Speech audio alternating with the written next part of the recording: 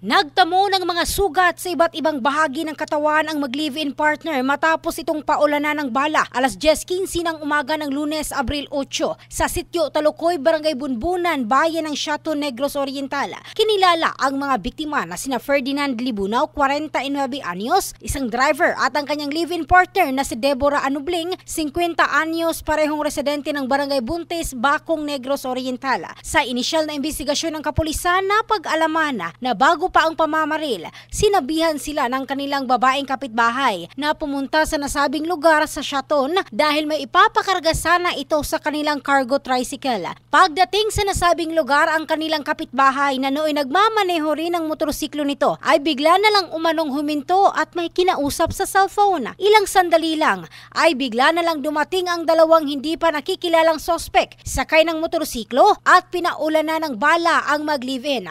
Mabilis na dinala sa pagamutan ang dalawang biktima. Nakuha sa crime scene ang 6 na basyo ng bala ng kalibre 9mm na baril. In the heart of changing lives, ito si Michelle Craste ng Brigada News Philippines, The Music and News Authority.